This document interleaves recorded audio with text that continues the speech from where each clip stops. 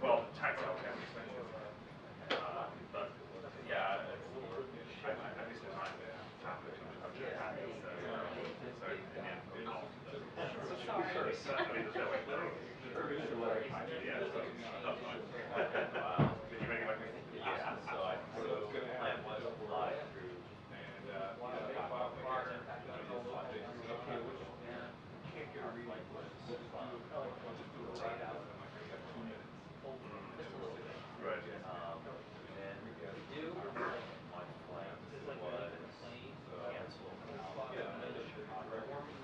Oh, really? Yeah. It was a matter of getting on flight from Chicago to DC. Right. Yeah.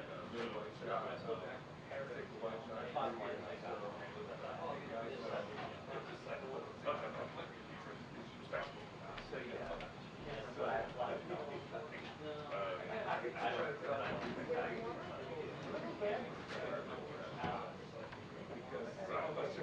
No, there's I have a friend at AFP who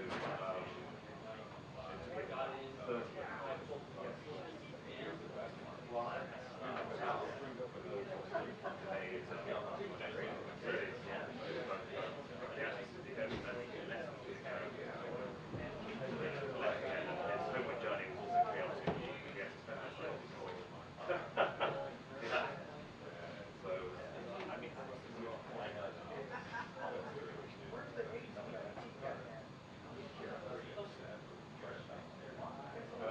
and actually, there was a good program I just did a panel discussion of congratulated by where UK clients and leading on to go to Yeah, right. pretending that they're calling the outsourcing. Right, exactly. So yeah, kind of. Are you doing it all again in New Hampshire? Yeah. Yes. Maybe nice idea. Yeah. Yeah. You what? Exactly. Yeah. You watching the Australian Open? Yeah.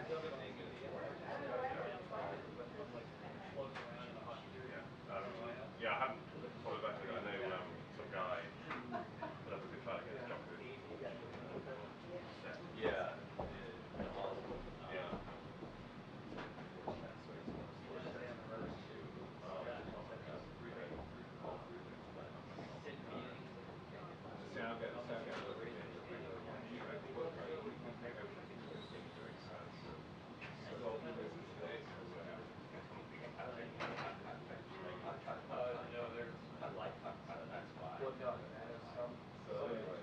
Yeah. I knew all that. In the end, I think it was pretty accurate, and Yeah. Remind me, is Nadal back for this one? No.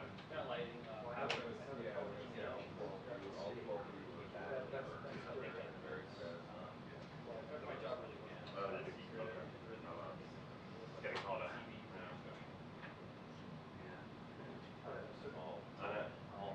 I might go without.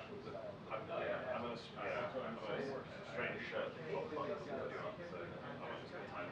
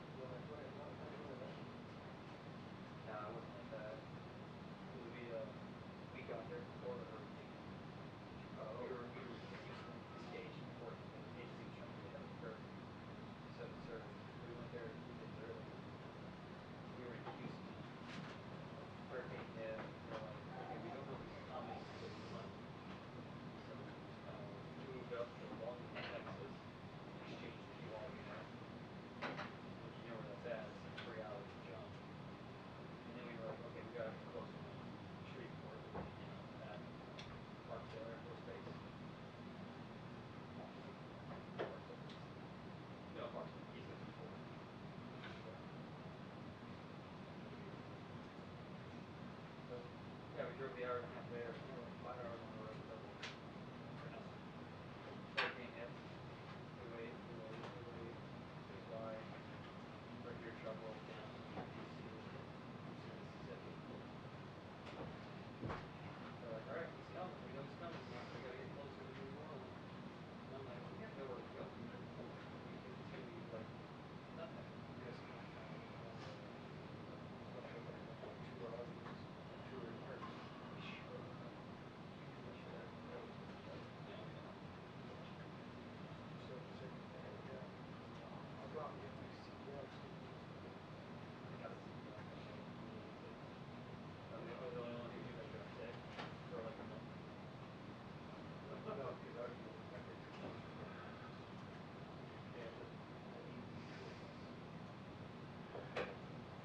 it was like a tour bus stop in Europe, in England. I don't know why. We never drove anywhere. Just stayed. This race. So I think we called it the tour bus. But now it's just say, okay, that's the place that I should be prepared. They were trying to have it for up to the ladder, an hour and a half away.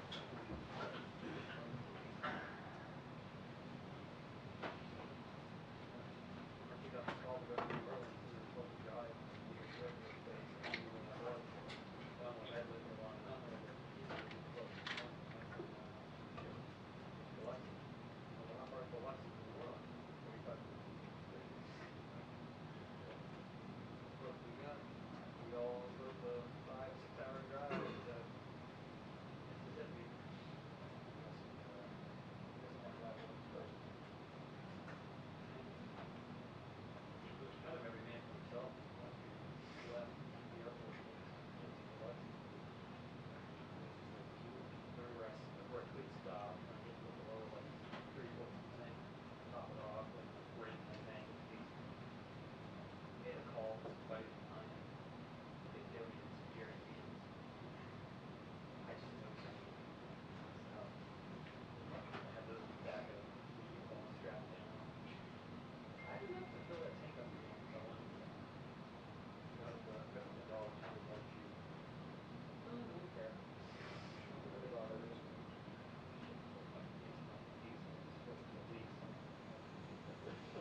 So it was wild. It was, yeah, just driving up and down. Race was shot. All I had was a little radio. So you have an extended memory. Old 40 50 or 350 box truck. 15 footer. Good little ride. Dropped down. Stopped in Baton Rouge. Stood on my campground. We're alright. That's my house. Yes, right on the boat there. This is too high. I went there, went down there to square off. I haven't been back. I'm like, okay, this is too high. Too humid. I mean, you step outside for more than 2 minutes. You're sweating already. Been out there for 4 days. Really calling in sick. I went to go and get pizza. Sitting there, it's like, it's only 2 blocks. What? No, I look like I've been out there for like a week and a half. You already sweat out the feet and you haven't even eaten yet. Sweat by myself. Probably lost 2 pounds. I'm still happy. Just walking was a lot.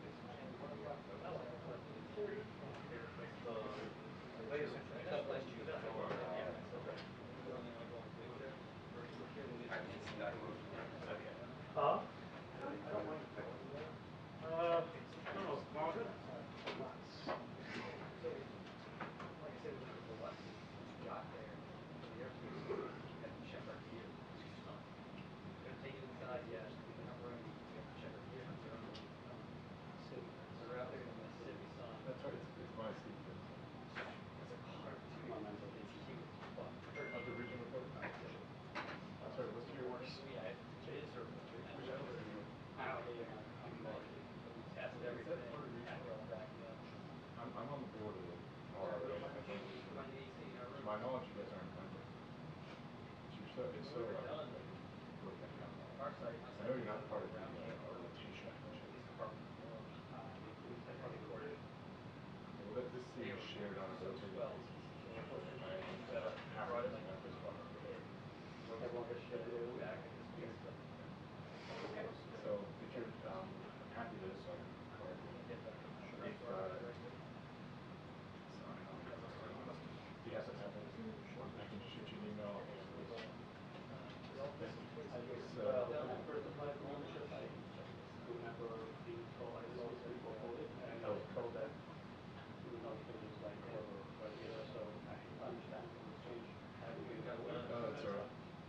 I've been What's your name? part of it. My name's Omar. Your restaurant. I'm sorry, Jake. You said What's in the what? I started with a computing, but shoot me an email, or sorry, I will shoot you an email that you got. And yeah, if you join an array, then you're able to basically just ask for documentation to us.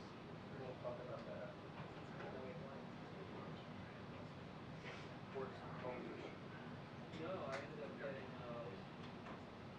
voice user least shit. I thought for sure you were doing this shit call. Cat. Get right down.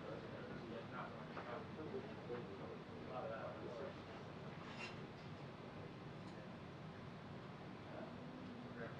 Hospital. So they say that the yeah. You think you think the time is the time? Well, listen, I don't know about the joke that the time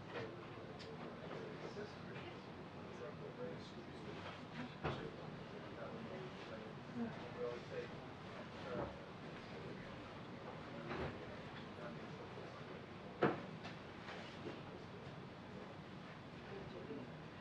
well, actually, that is really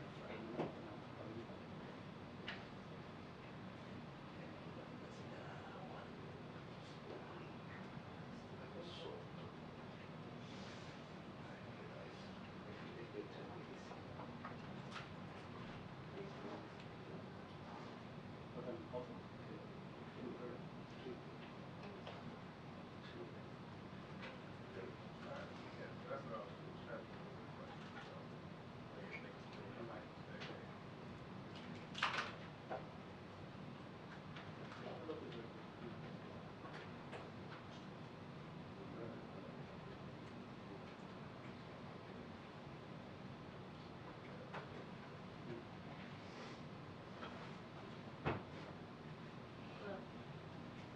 That's what I was trying to Hey.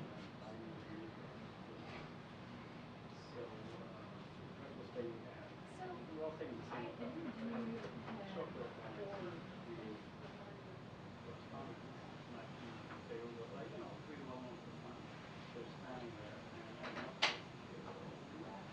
they're like, I don't know, like, hey, something on my face? Or like, Yeah, that's what I had. It seems to be really. what did I miss?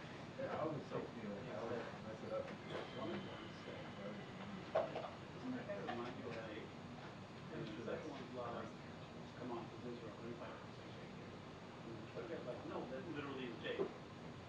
That was walking out. So, Yes.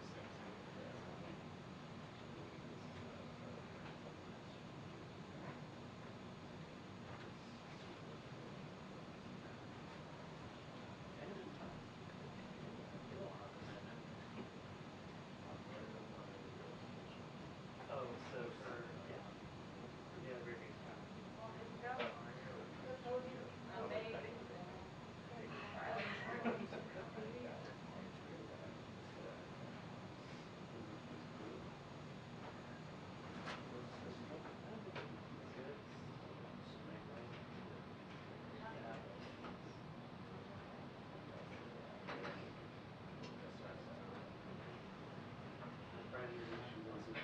I know.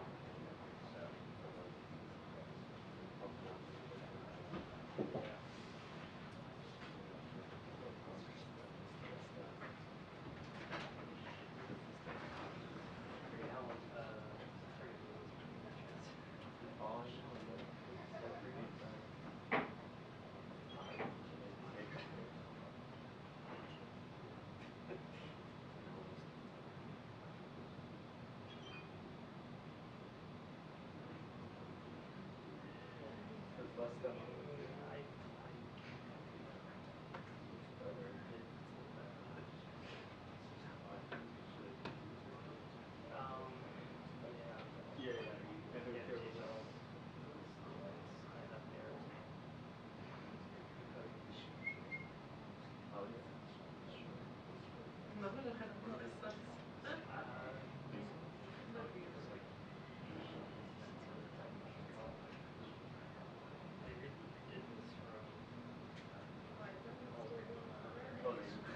Yeah, like last August.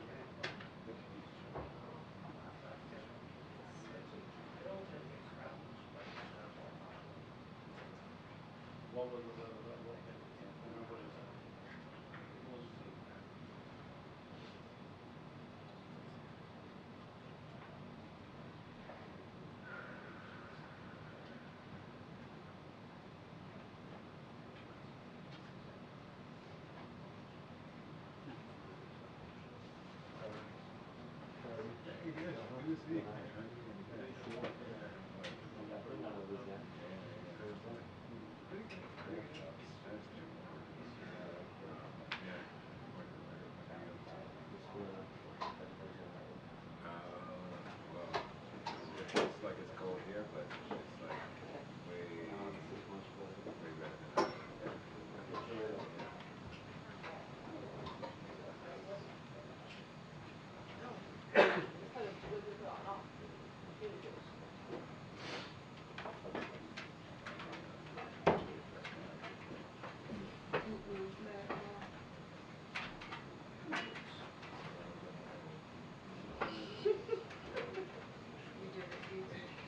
You did the pick out half carry.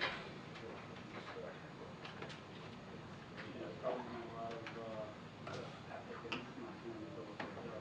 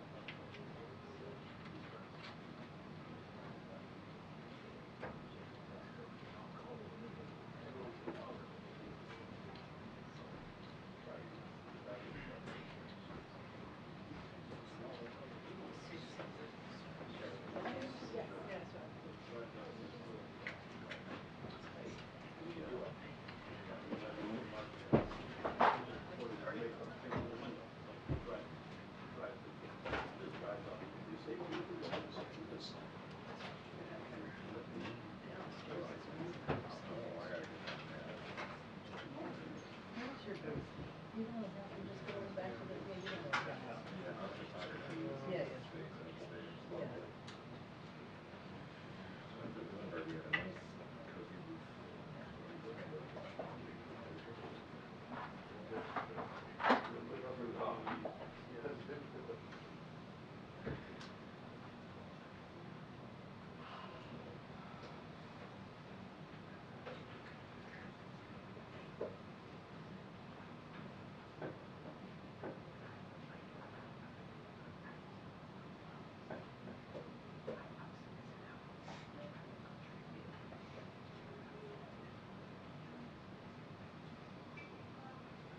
Attention, the press briefing will begin in 2 minutes. The press briefing will begin in 2 minutes. Thank you.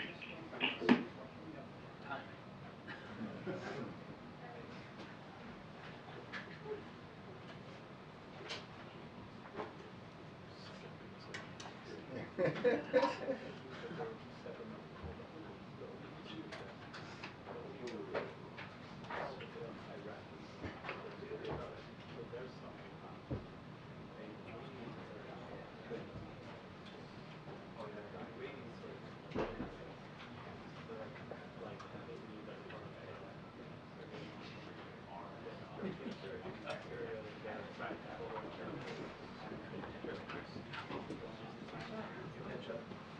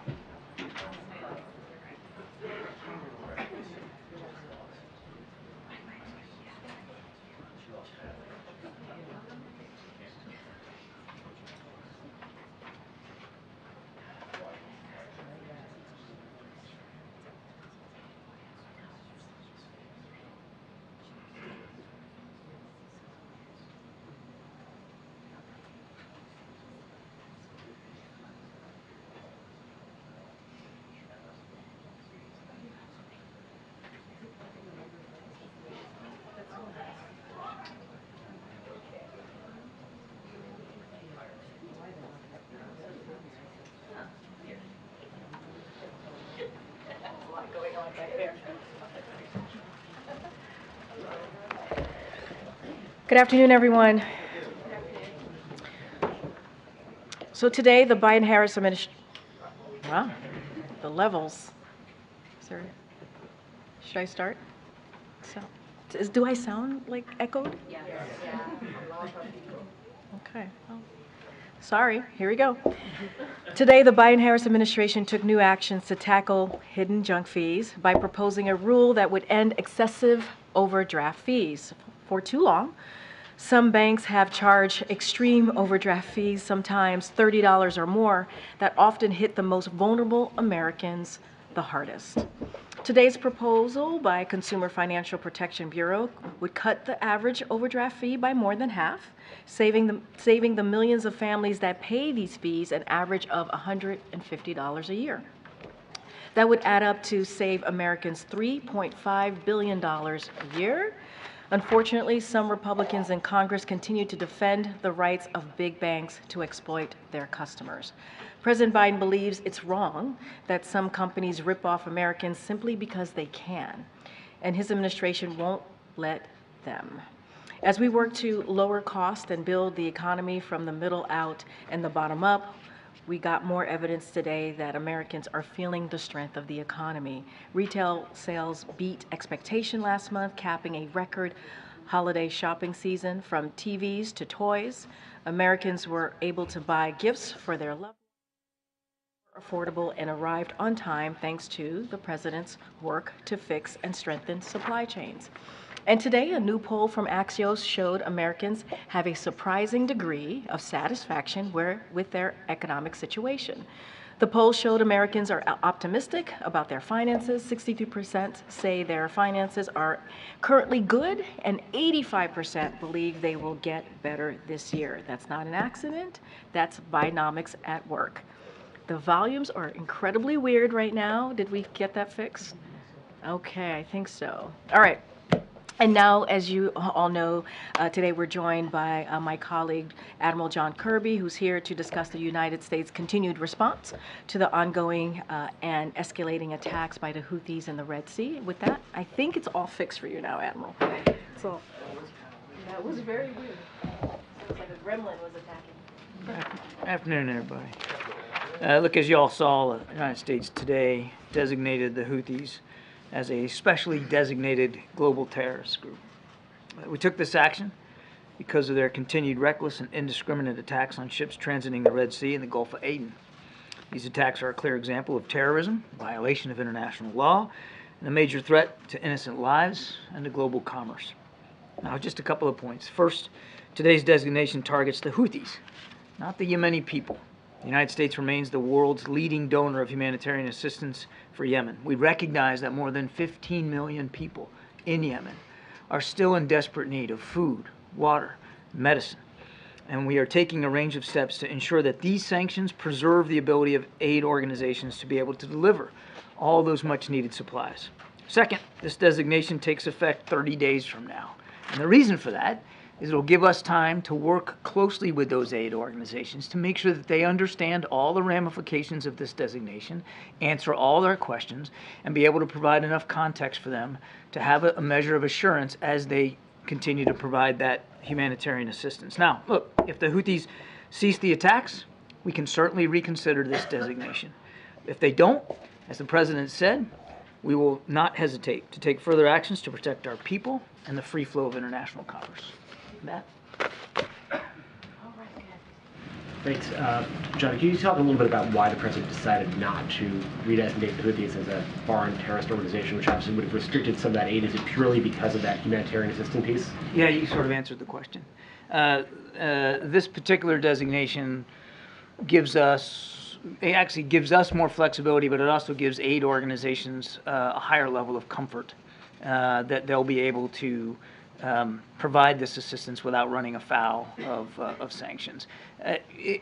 We've already, in designating them, already issued a number of licenses. A license, as you know, is basically like a waiver. It's a carve-out when you have a sanctions regime that allows for certain goods to continue to flow despite the sanction regime. And so, yes, that's the big reason here. I mean, we just quoted that the president could reconsider that designation should the Houthis stop these attacks. Are you essentially using this as a bargaining chip in negotiations or public negotiations with the Houthis? Yeah, I mean, that would suggest there's negotiations going on, and when there's no negotiations here, it's not a bargaining chip. It's a way of holding the Houthis accountable, additional ways to hold them accountable. I think, if you look at the levers of national power, there's an acronym for it, DIME, right? Diplomacy, information, military, economic. We're using all those levers of national power and, frankly, international power to try to convince the Houthis to stop these attacks. And if they don't, and they clearly haven't, to make sure that we're holding them accountable for that. A different topic, the meeting that's going to take place in a few minutes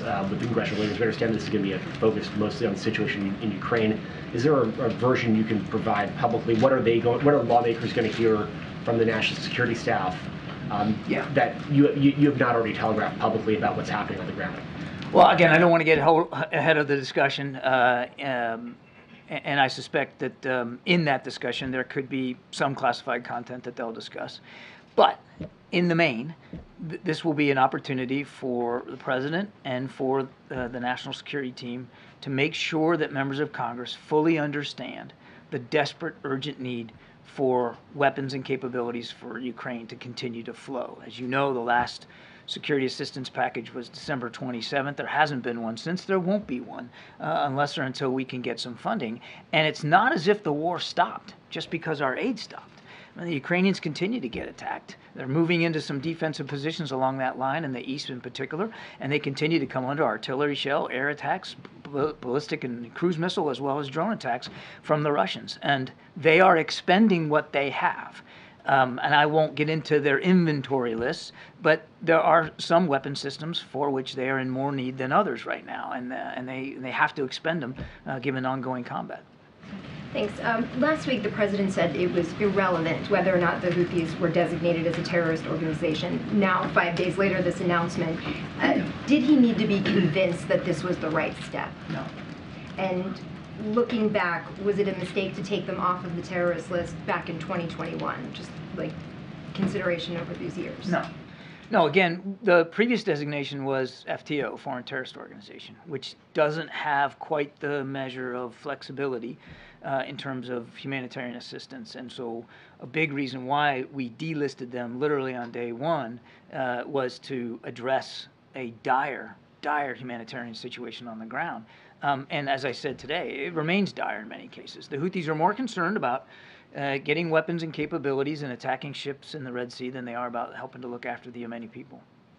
Thank you, Karine.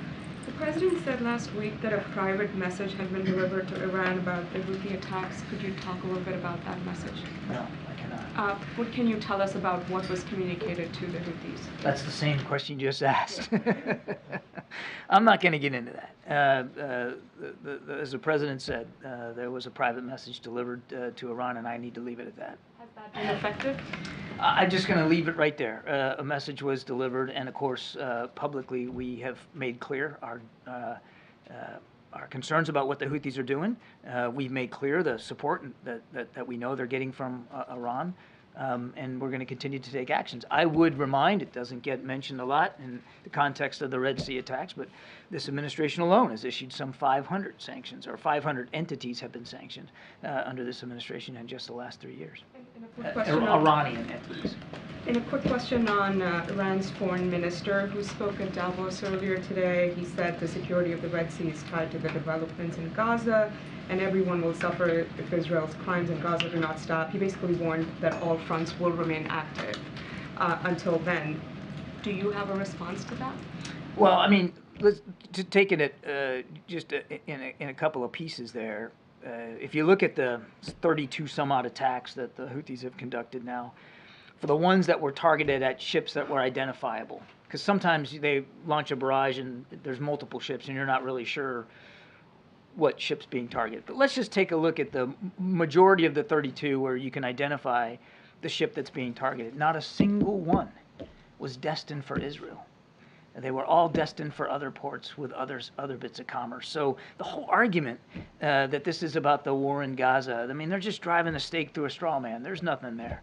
And as for the quote-unquote resistance continuing, I've said it many times, happy to repeat it, we have national security interests in the region, significant interests, and we have moved additional military resources at the president's order into the region to make sure we can protect those interests. And we mean what we say. And if you doubt it, take a look at what happened just a few nights ago. In his statement on the Houthis designation, Jake Sullivan said that there would be an immediate reevaluation of the designation were they to stop the attacks. Can you just help us understand why that reevaluation would happen immediately? You know, would that sort of risk the potential of them starting up the attacks again if that designation were to be taken away pretty quickly? The thing about sanctions designations, that they are a pliable form of economic pressure. You can scale them up, you can scale them down, you can lay them on, you can take them off in a fairly simple way. So Jake's right. As I said in my opening statement, if they choose to stop these attacks, then we certainly have the option at our disposal to remove this designation that we just issued. Thank you so much. I wanted to give you a chance to respond to Speaker Johnson, who said earlier today about the meeting on Ukraine. He said, before we even talk about Ukraine, I'm going to tell the president what I'm telling you, which is border, border, border. Do you think that's a legitimate position to say that even before you can have conversations about Ukraine, you have to settle the situation with the border? Today's meeting is about Ukraine. That's what we're going to focus on in this discussion. And as the Speaker knows quite well, we continue to negotiate in good faith in a bipartisan way with the Senate, with Republicans and Democrats up there on Capitol Hill about the national security supplemental and about, which obviously includes money for border security.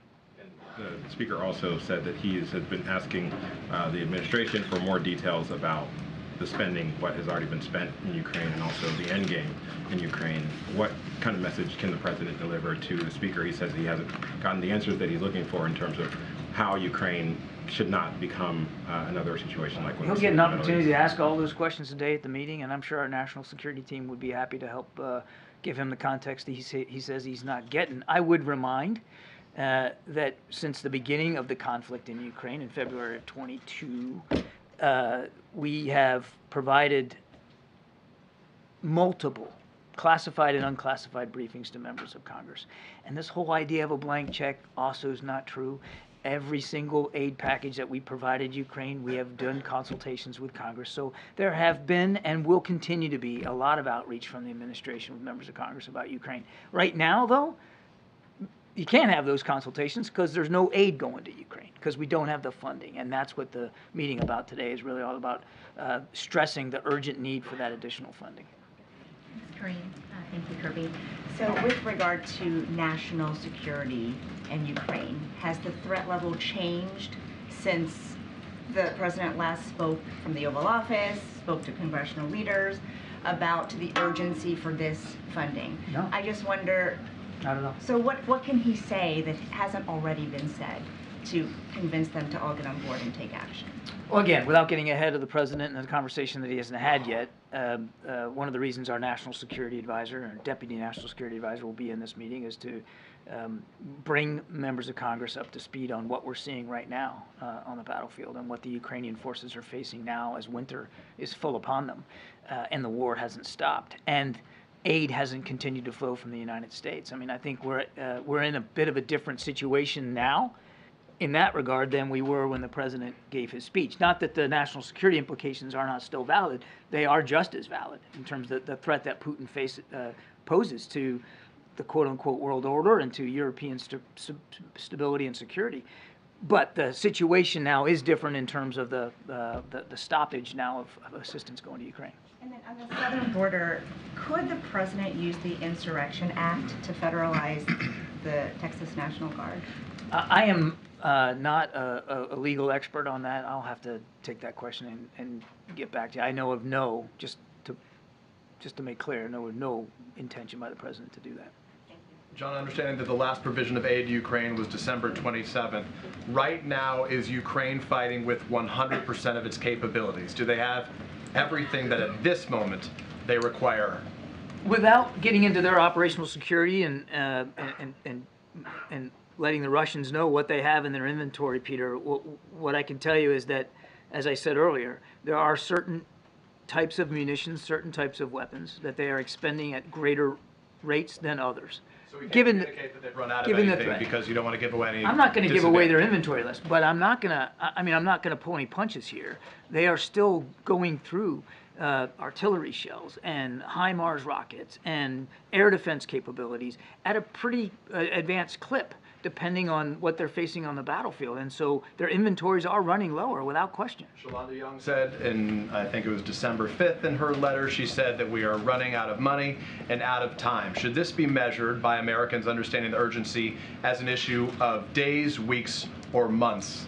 It would depend really on the kind of system we're talking about, Peter. I mean, there are some munitions that they have ample stores enough to get them into, you know, the next couple 2-3 months.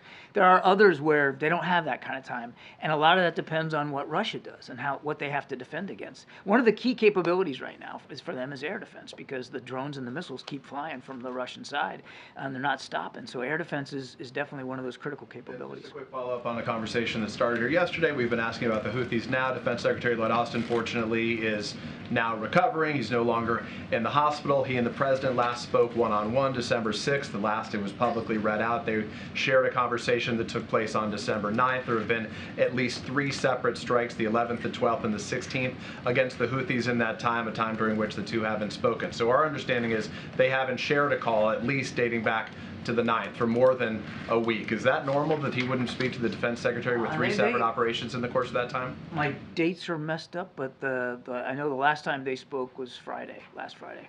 Was last Friday. Just this past So Friday, whatever days ago that was. Yeah. Okay, so more recent than we had publicly heard. Fine.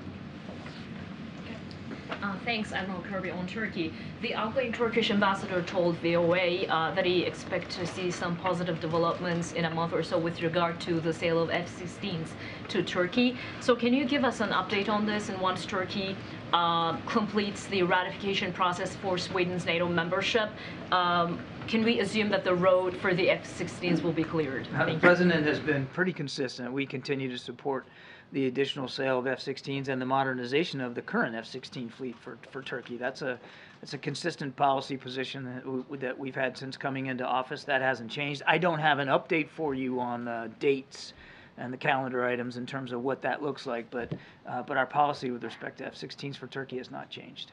And if I may, on Ukraine, there is still $4 billion in the PDA and for Ukraine, and I was wondering if, given the fact that the negotiations on the border are not moving, is it possible to use that authority now and replenish American stocks later when the Congress approves the supplemental budget? First of all, I would disagree with the notion that the talks are not moving. As I just said, we believe those conversations with the Senate in a bipartisan way are making some progress. And on the real central idea of your question is this replenishment authority. And yes, there's additional funds authorized under PDA, but there's no replenishment authority funds to go with them to back them up. And that's why we don't have any additional ability to provide security assistance for Ukraine, because there's no replenishment authority built in. Thank you so much. On Ukraine, I had a follow-up to Peter's question. Are you saying that the stoppage of U.S. aid already has an impact on the battlefield, in the sense that Ukrainians are refraining from certain moves or are not doing stuff that they would do if they were, assured of continuing assistance? And maybe another one more specific. While he's trying to secure additional funding, does the president wish that European countries would do more themselves to support Ukraine? And more specifically, has he asked Germany to supply long-range Taurus missiles to Ukraine? I'll let Germany speak for what they will or won't provide Ukraine. We are grateful for the support that more than 50 nations continue to provide Ukraine. And each nation gets to decide for itself what that looks like as appropriate. I mean, these are sovereign decisions. And there's been tremendous international support for Ukraine. But look, they're going to look at us too. They're going to see how the United States reacts here. And I think we can expect that some nations may take cues from the United States. If we just pack it in and can't get the funding and decide that's it, we're not going to provide anything more for Ukraine, you can certainly see where there might be other nations who might feel like they want to follow suit here without our leadership. American leadership matters here. On your first question, I certainly won't speak for Ukrainian military commanders and what they are deciding to expend on the battlefield or not, but you can, I certainly wouldn't be surprised if they aren't making battlefield decisions right now that are affected, those decisions are affected, or I should say informed by, the uncertainty as they look to the West, as they look to the United States for additional support. Thanks a lot, Karine. John, the air campaign by the U.S. has not had a noticeable impact in terms of deterrence with the Houthi rebels. What makes you think that this terror designation will change that in any way? It's part of, as I said, a suite of tools at our disposal to hold them accountable. And I just want to remind that the attacks last week, the large attacks that we conducted, were designed to disrupt and degrade Houthi offensive capabilities, and we believe we did that. That doesn't mean that we eliminated every single missile they own or every drone they can fly or every radar system that they operate. But we believe it had good effect on degrading their capabilities to conduct attacks. And as I said at the end of my opening statement, we will take further action if we feel like we need to. They have a choice to make. They continue to have a choice to make. The right choice is to stop these attacks. If they don't, we'll continue to act appropriately. Do you happen to know if the EU is going to take similar action to designate the Houthi rebels a terrorist organization in the way the U.S. has? I do not. No coordination with them on this front? I'm not aware of any prior coordination with the EU specifically on this, and you'll have to talk to EU officials about whether they're willing to take a similar approach. Yeah, when was the last time President Biden spoke on the phone with Netanyahu? There has not been another call since the last one we read out. I don't have the exact date in front of me. It's been more than 20 days, I think. Thanks, John. Over the weekend, the NSC issued a statement in response to a HuffPost report on the administration's post-war plans in Gaza, stating that the quotes attributed to U.S. officials in the story were quote-unquote made up. HuffPost has been seeking an apology and a retraction at the insinuation that their reporter made up or fabricated quotes in this story. Can you tell us on what basis did the NSC issue that statement? Why is the NSC suggesting that a reporter made up quotes?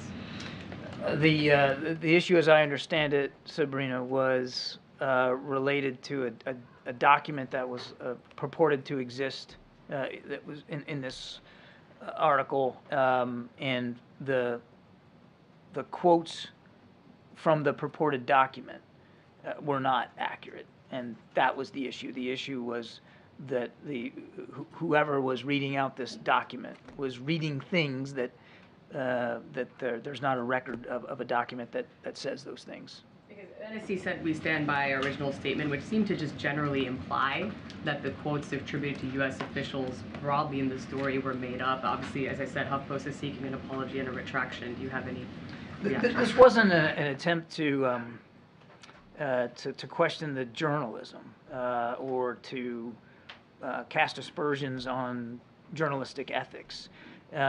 This was a reaction to quotes attributed to a document for which we don't have a document that says those things, and that's why the response was drafted and written the way that it was. I have read it. I can see where some people might see that reaction and think we were trying to again cast aspersions on journalistic ethics and procedure, and that was not the intent.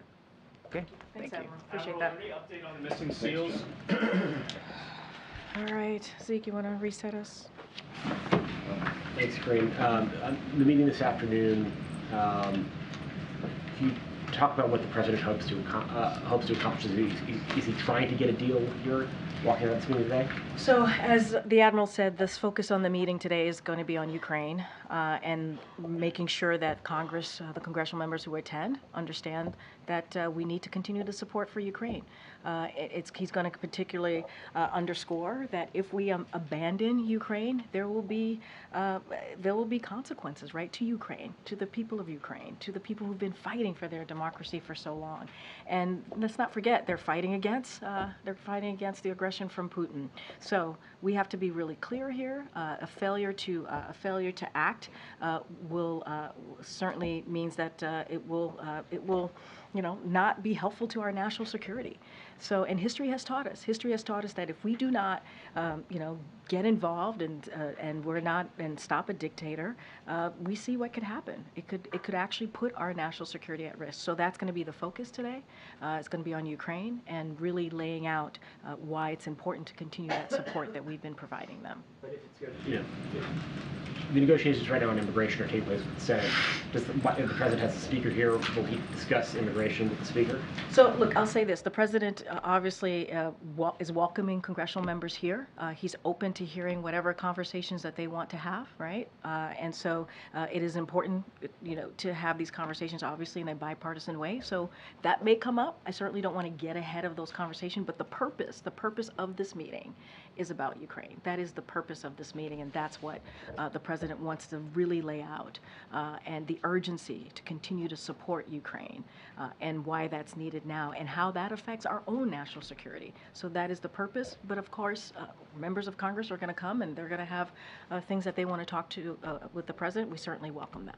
And why hasn't the president engaged in negotiations with the House? The White House has been on border security, on immigration. These negotiations take place in the Senate, but obviously the House has to say here, and they are not happy with what's happening on the Senate side of things. I mean, look, the House went home in mid-December, right? While the negotiations were occurring and happening in the Senate in a bipartisan way, obviously Republicans and Democrats, and here at the White House, we were having those conversations, trying to find a bipartisan agreement. We were having those conversations even through the holiday weekend. The holiday break, and they decided to go home.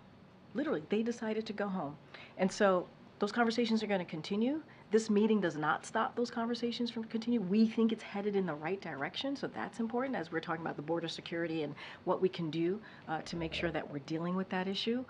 And so we appreciate Republicans and Democrats in the Senate operating with us in good faith, and we think it's headed in the right direction. And finally, do you think that that criticizing the House for going home improves your odds of getting whatever deal, should there be a deal in the Senate through the House? I'm just curious what the strategy is here. Here's the thing, and I appreciate the question and I get the question, but Republicans in the House have been they've gotten in the way. They have gotten in the way when it comes to border security. They have gotten in the way and actually voted on pieces of legislation to take away some of the law enforcement, the CBP, right, at the border. That's what they voted on back in May. So we want to work with them, but they've been very clear where they stand. So look, we're going to have, the president is looking forward to having a conversation with members of Congress, obviously here with his own national security team, with other members of his team here. They're going to talk at 3:15, and he wants to really lay out the importance of Ukraine. He's always willing to hear out members of Congress on what they want to discuss. But we've been very clear. The Republicans in the Senate have wanted to work with us. They're talking through us, negotiating, trying to find a bipartisan agreement. And that's the way to move forward.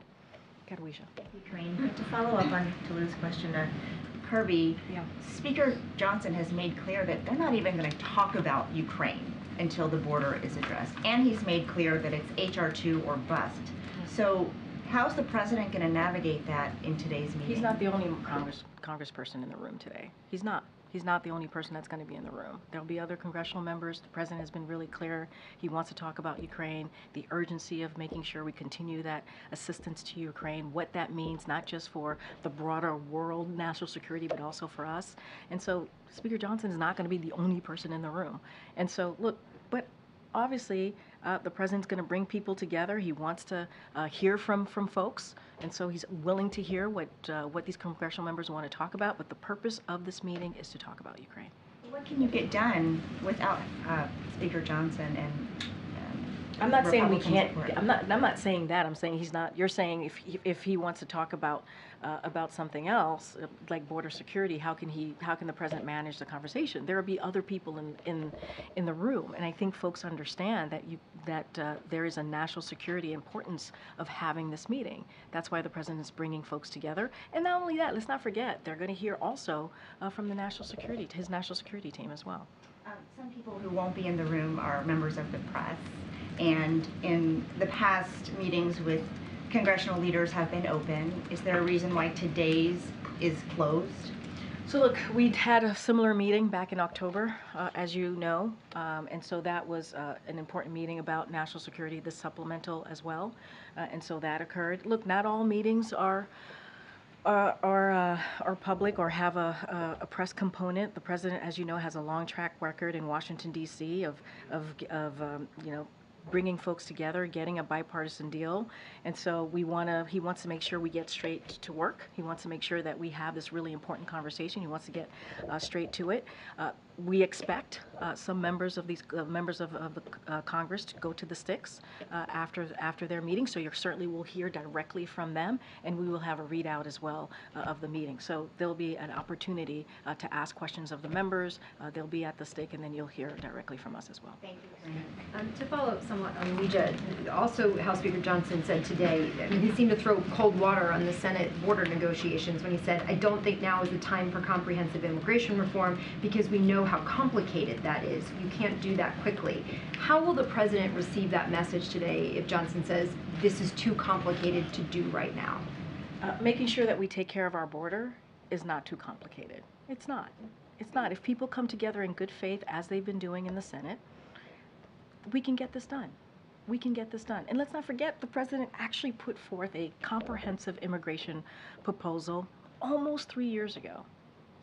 Almost 3 years ago. We had 3 years to work on something. If that was what the Speaker Johnson is concerned about, we had 3 years to work on it. And so, look, and if he was really concerned about it, then when these negotiations started before the holiday break, they would have stayed.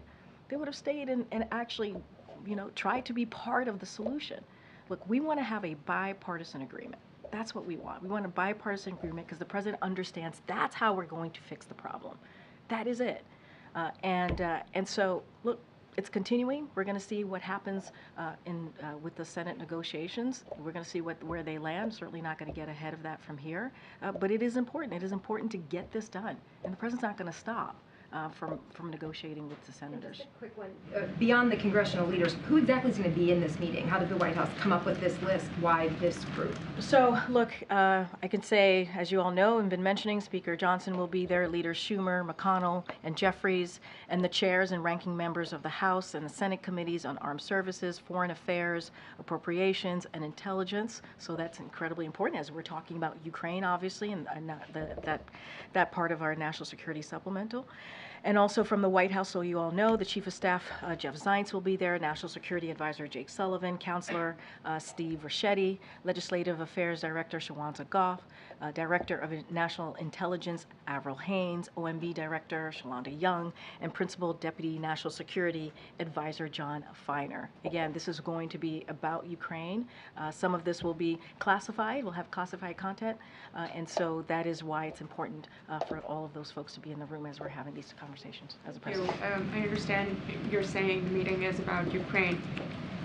If and when the issue of border security comes up, which we know it will, and is expected to, what specific concessions is the president willing to make on the issue of border security? So look, I'm not going to negotiate from here. I'm not. There's been negotiations happening as it relates to the border security in the Senate for some months now between Republicans and Democrats. We're going to let that process continue. We're going to let that doesn't stop. Those negotiations, those conversations is not going to stop because the president is meeting with congressional members today. Again, our focus today, the president's focus today is going to be about Ukraine and the importance of continuing to support Ukraine as they fight against tyranny, as they fight against President Putin's aggression.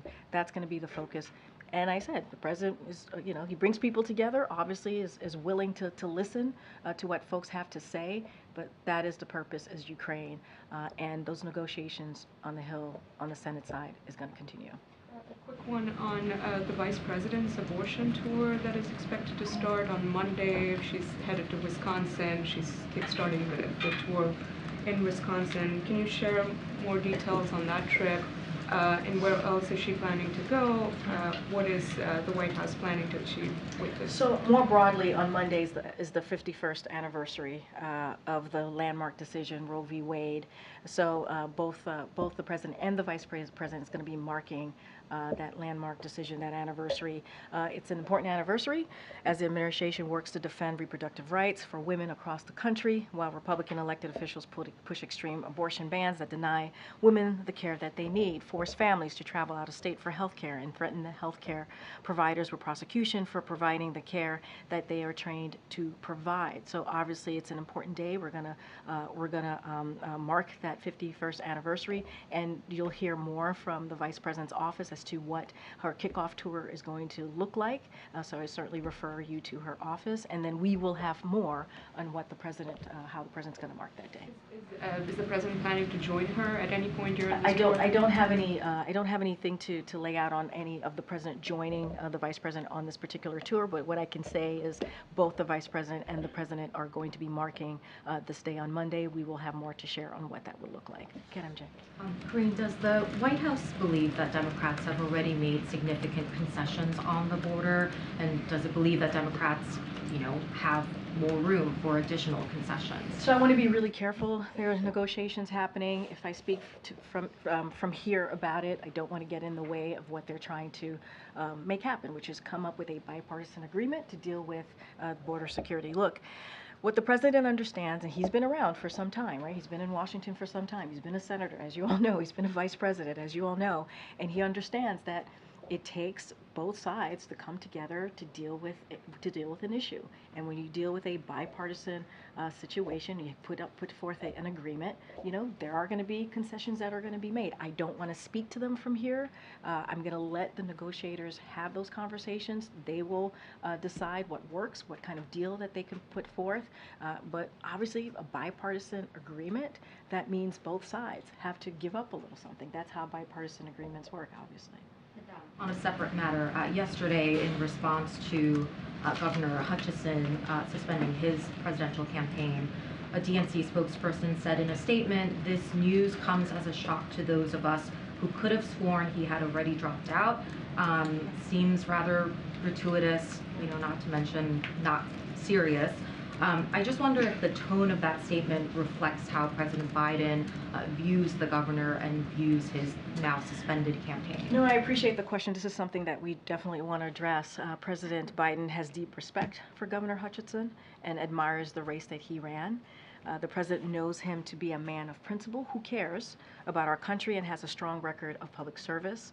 This morning, the chief of staff here, Jeff Zients, called the governor to convey this and apologized for the statement that did not represent the president's views. So again, as I just stated, Jeff Zients called the governor to apologize on behalf of the president, and it did not reflect his views. So if there was an apology that was conveyed to the governor, was any action taken or was anything communicated to the decision by the DNC to put this statement out? So look, I can't speak to how the communication with the DNC. Obviously, it is the Democratic political arm. So I don't want to speak to that. You would have to reach out to the DNC directly. But what I can say is how the president felt.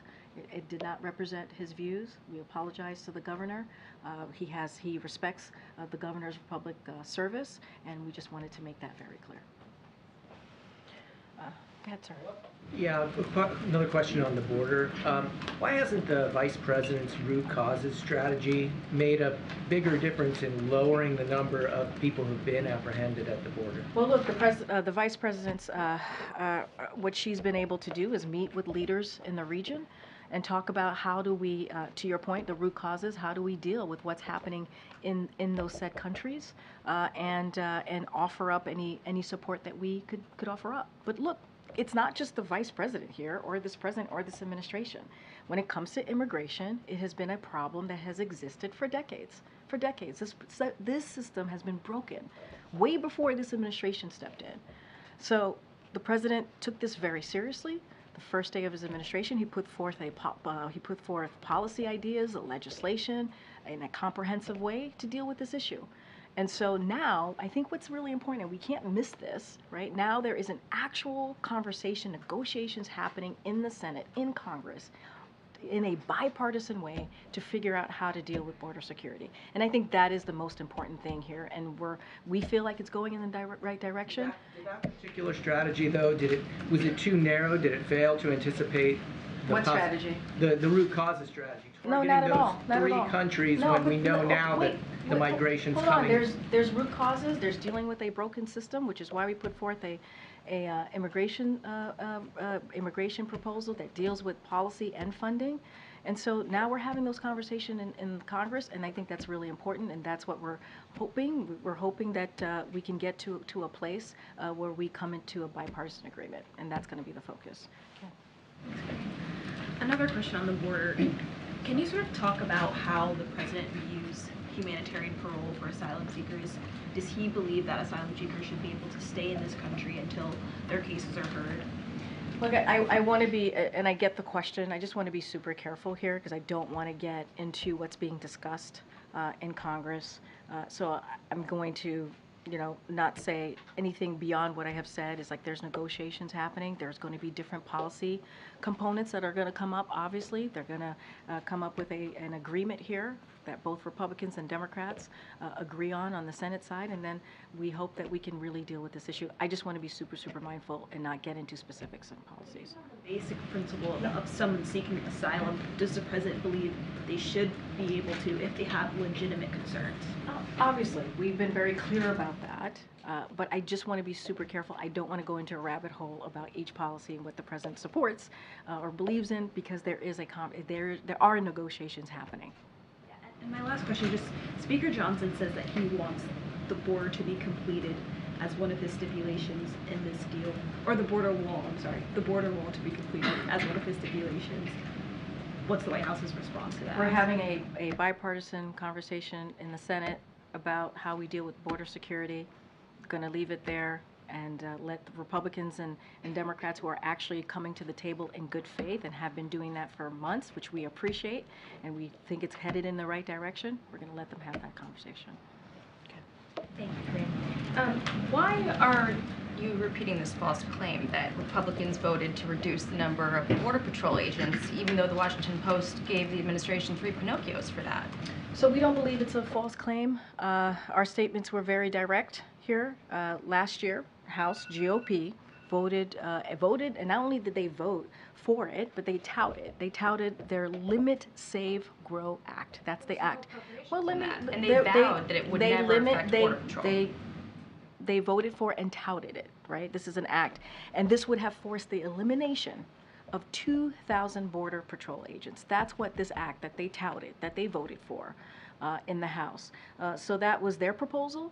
And that was what they voted for back in May. They clearly stated at that time that Border Patrol, also veterans benefits and entitlements would never be impacted by any of the reductions. And also the bill never had any appropriations in it. So this claim that you guys are rolling out, it's the White House applying White House math to a bill that never had any appropriations. And moreover, the administration or the members in Congress who put this together vowed that it wouldn't affect these things. So the reason I ask is because it's just to voters, don't you think they know the difference between what is a truthful statement and what is spin, and is it insulting to them at all to keep saying it when it's just not true?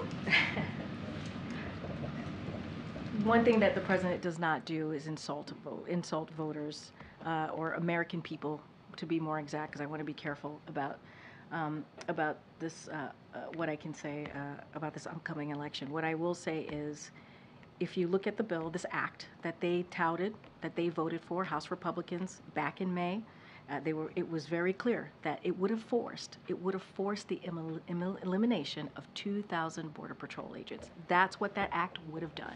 We were very direct about that. We were very clear about that. This is what they touted. This is what they put out there. This is what House Republicans voted for. I mean, that's where they are. They have gotten in the way every time we are trying to deal with the border. House Republicans have gotten in the way. So we appreciate the bipartisan conversation that we're having with Republicans, let's not forget, with Republicans in the Senate, that's why it's bipartisan, and Democrats, on dealing with the border. House Republicans get in the way. They wanted to literally eliminate 2,000 Border Patrol agents in this particular act that they touted, that they voted for back in May. Notwithstanding all of the fact checks on that, if you're saying that, you know, the White House, the president doesn't want to, you know, insult the American people, will the administration then amend its separate statement that imply that Texas officials were responsible for the deaths of 3 migrants when, in fact, they had nothing to do with it? They had already been dead for an hour by the time Mexico told anyone in the U.S. about it, and the administration admitted as much in their court filing. They acknowledged that in their court filing, but the statement from the White House implies that Texas was responsible, and a number of outlets were forced to issue corrections and editor's notes because of that White House statement. So will the White House amend that statement? So let's be sensitive here. 3 people died. 3 migrants died. 2 children and a woman. That was devastating. Devastating situation, heartbreaking situation. So let's be really mindful of what we're talking about here. I want to take a step back and just as you're talking about our statement, look, as I mentioned, a woman and 2 children died. They drowned near Eagle Pass, which is, as I said, devastating, and that Texas officials blocked Border Patrol from accessing the area. That's what was happening at that time. Our statement is consistent with DOJ's filing. As the DOJ filing said, there was an ongoing emergency situation that Border Patrol was blocked from accessing. There were other migrants in the water as well. But I'm just saying there was an ongoing. And the White House statement the White House statement says that Texas officials blocked U.S. Border Patrol from attempting to provide emergency assistance. There were other migrants in the water. Then why wasn't that included in the statement? There were other migrants in the water. That's what you were referring to. Our statement is very much consistent with DOJ filing. Anything else specific you want to know about that, I would certainly refer you to DOJ. Okay, Peter. 3 college students, Palestinian college students, were shot in Vermont in November. I know you're aware of that. Yeah. Nearly 2 months have passed since that time. They're speaking out publicly now for the first time. Has President Biden or this White House spoken to those individuals or their families in the period since? First of all, obviously we offered up our sympathies, and obviously we're devastated to hear about this, and it's glad to hear that they are recovering. We don't have any readouts to give you on any conversation that we've had with these 3 students. Be the president, obviously, and other members of the White House have spoken with regularity with those who have been held hostage in Gaza, recognizing the circumstances are very different. Nonetheless, the White House does reach out to individuals of all sorts of communities, certainly marginalized communities and circumstances not too dissimilar from this. So why wouldn't the White House reach out to these individuals? It's a very good question. I just don't have, it could have happened. I just don't have a readout to share with you at this time. Even without a readout, could you just confirm to the press corps at some point if it did happen so we can be accurate, and if it didn't, just let us know? Absolutely. Happy to let you know, but it's hard for me to say, to confirm or not, if they We'll wait out. for your confirmation either Absolutely. way. Thanks, Thank Peter. you. Appreciate that. Okay. I think I have one more that I can go to. Go ahead, Owen. I haven't called on you in a while. Way in the back. Karine, good afternoon. Good afternoon. By any chance, is the White House following the trial in Hong Kong of pro-democracy advocate Jimmy Lai? So the U.S. strongly condemns the prosecution of pro-democracy advocate and media owner Jimmy Lai in Hong Kong under the PRC-imposed national security law. The U.S. renews our call for the immediate and unconditional release of Jimmy Lai, who has been in prison under Hong Kong's national security law. The United States will continue to closely monitor developments with this and other prosecutions under the national security law. Convicted, and many call this a sham trial, and that his conviction is virtually guaranteed from the outset, and he's still got weeks to go this trial. But if he's convicted, I know you don't have a crystal ball, but what will the president do in that likelihood? I don't want to get into hypotheticals from here. We just condemned. I just very forcefully, strongly condemned the prosecution of Jimmy Lau, and so we're going to continue to do that. And obviously, we're going to monitor the situation closely. I just don't want to get it ahead in getting into hypotheticals or how this is going to turn out. But obviously, we strongly condemn. Thanks. I want to ask you about ships being redirected around the Red Sea. Freightos tracked shipping costs and found that the ships going to Europe, the weekly cost for containers going to Europe are up 386% from last October. Costs going to North America are up 99%. So when does the White House feel like this could start putting pressure on prices and pass it on to the consumer? So look, obviously our national security team here and our economic teams are closely monitoring the evolving situation in the Red Sea. It's something that we're keeping close eye on. But what we've seen so far is that the impact of the ongoing conflict has had limited impact on the U.S. supply chains and energy prices. Diversions of vessels from the Suez Canal and to the Cape of Good Hope has not had major impact on availability of products in the U.S. or capacity at the West Coast ports. Again, our teams are going to closely monitor this. This is our national security team and also economic team. We're going to monitor this, but we haven't seen an impact at this time. And one last Friday, the president was at a coffee shop in Pennsylvania, and he seemed to be surprised that the smoothie was $6 and how expensive it was. I'm curious, so is the president now realizing the costs that Americans are bearing? So look, when he went over to you all to the press corps, he was having a good time, right? Offered up to as you know, offered up to buy them coffee. There was a big group there, and he made sure everyone got coffee and pastries. So I just want to make that really clear. His comment was $6, and I'll do it anyway. I hear you, and that let's not forget what the trip was about. The trip was about small businesses, right? There have been 16 million small businesses that have started, that have filled out for applications. That's a big deal. That is really important. What that means is that they have the confidence, small businesses, folks who are starting them, have the confidence in the economy to start a business. And that is, I think that's also really important too.